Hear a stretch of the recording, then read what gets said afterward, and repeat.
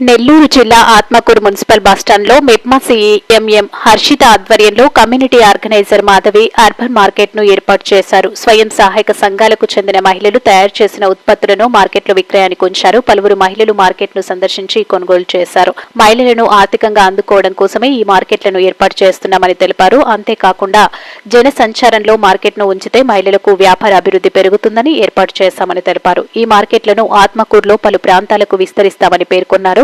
ఈ కార్యక్రమంలో ఆర్పీలు పొదుపు గ్రూప్ సభ్యులు పాల్గొన్నారు.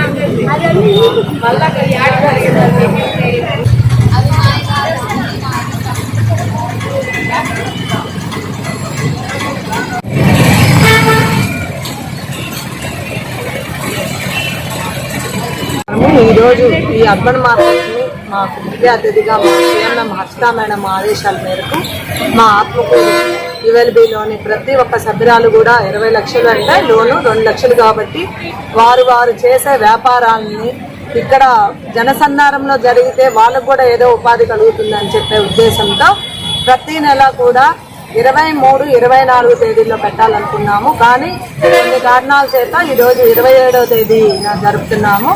మా ప్రతి ఒక్క ఎస్ఎస్జి మహిళ కూడా ఇది మన ఎస్ఎస్జి స్థాయికి వెళ్లే విధంగా కూడా మా పత్రికా విలేకరులందరూ కూడా దాన్ని మా సభ్యుల దగ్గరికి తీసుకెళ్లాలని కోరుకుంటున్నాను.